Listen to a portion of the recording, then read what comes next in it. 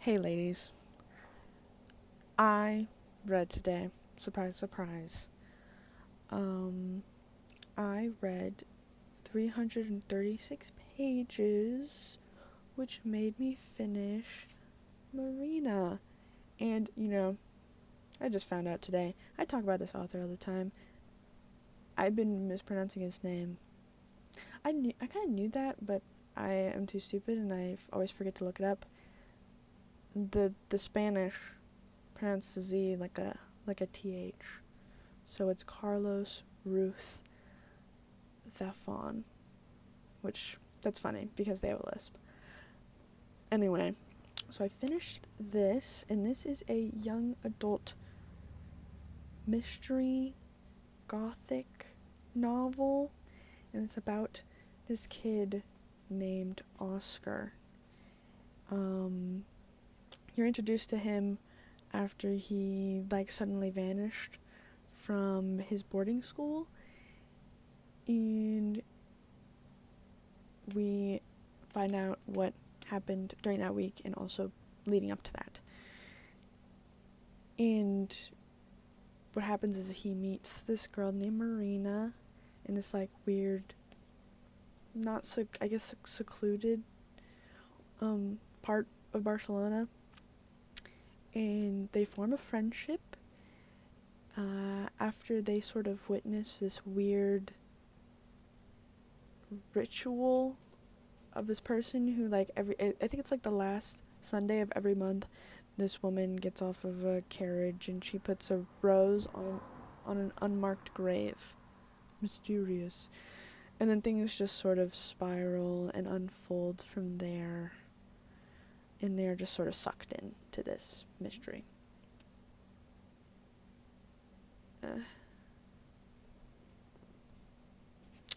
To start out, I want to talk about the translator, Lucia Graves. She is the daughter of Robert Graves, who's a very famous English author. And I didn't realize that she's the one who translates all of his books. How about that? Really interesting. What a talented family they are. And also starting out, there's an author's note, and it's sort of talking about how the fawn is this is the last young adult novel that I will ever write, and as I was writing it, I realized it would be the last one. And I think that's, you sort of see that throughout, where the book's themes of transitioning from youth to adulthood, and that loss of innocence and just saying goodbye in general. And I thought that was interesting, but the book itself had a lot of potential but was ultimately very disappointing, which is sad, because Shadow in the Wind had ass. This is kind of scaring me for what I'm about to get into after when I read that. The story itself is very anticlimactic, and the climax was really uninteresting and at points incomprehensible. And I feel it could have just been done so much better. And the ending is about what I expected, and I suppose I'm glad it ended the way it did, I guess. It was very cliche, but whatever. I digress. Oh yeah, as I was reading, I was I feel an animation studio, if they got a hold of this and change it accordingly, and I mean really change it, I think it could totally fuck, because there's monsters, and I think it could be interesting. And I feel that way about most things. I feel most media would benefit for being animated. I feel we all feel that way. And the characters in this, I mean, Zafón is notorious for writing underdeveloped and honestly appalling female characters. But what the fuck are you gonna do? I guess it's just the way he does things. May he rest in peace. But all these characters are just nothing. Because it's just what you get is secondary character one after the other. They just monologue. And for some reason, they offer up so much fucking information to these 15-year-olds.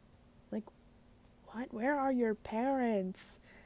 I mean, her dad just, like, lets her go off and do whatever she wants, and I guess, like, I understand why. But his parents are, like, non-existent, and apparently he has, like, a bad home life, but good luck getting that information, I guess. Also, I said this is a gothic novel, and sure, technically that's true, but I refuse to accept that. I refuse. Because you could do so much more. And I don't like when people say, because it's young adult, you cannot, I don't know, be a bit more complex in your themes. But you know how I feel about that. I don't even want to talk about it. Kids are not stupid. If you keep writing to them like they're stupid, then they will be stupid. Anyway. Also, it has, like, a weird take on physical, like, deformities. I think they call them, like, circus freaks, and, like, they call them, like, freaks, like, all the time. But as I was talking about female characters, Zafón is, like, incredibly set in his ways. It's, like, laughable.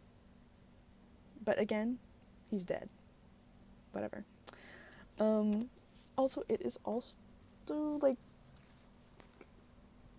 unoriginal, because it's, like, basically like Frankenstein as well as Phantom of the Opera, and its themes of, like, ambition and obsession and creation. But the thing is, specifically about, like, obsession and creation, and what are the consequences of that? They don't go into. Like, what are the consequences of the things that you create, and, like, how are you responsible for it? I feel like it tries, but it really does not give you what you really should be talking about. And what Phantom of the Opera does is talk about, like, society's obsession with physical beauty, and, you know, now what's, like, within. Aww. And that could have been really interesting to add. If you're already, like, gonna copy it, might as well add that. But he doesn't, so.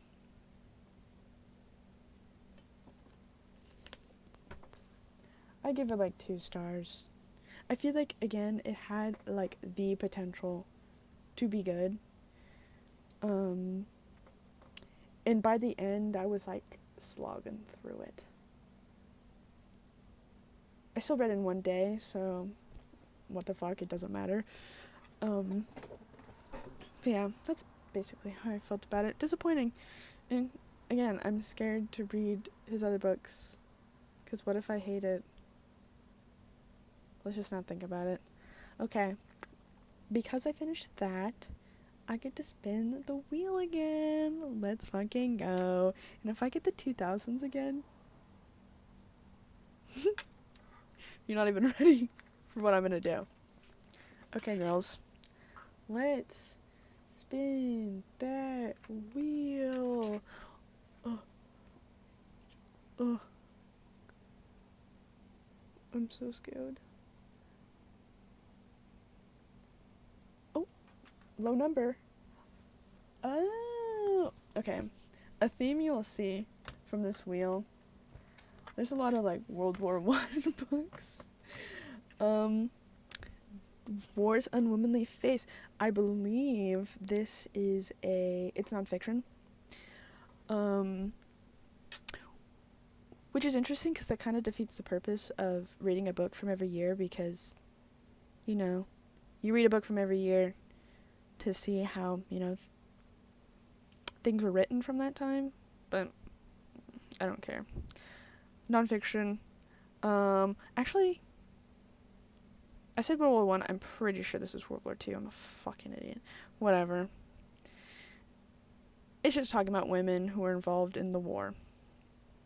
Like, their, first-hand accounts, I believe. Because I think it's all, oral. I'm excited about that. Yippee! 1983. So we're getting a little low in the numbers. That's what I like to see. I don't know how quick I'm going to read that. I might read that one next. because she's an author that I've been wanting to get to, because she also has a one about Chernobyl that I want to read. So I guess this will be a good, like, introduction to her. Okay, cool. I still have Shout Out the Wind to read. And again, I still have, like, a month to read this. Oh, update on Jenny. Because I was telling you how she is, like, dreading reading it, and she, like, actually hates it. She started to listen to the audiobook, and she is, she's warming up to it. She was, like, last time I heard today, she is, like, almost halfway through. So, good sign for me. Good sign for me. Okay. Well, I'll see you tomorrow.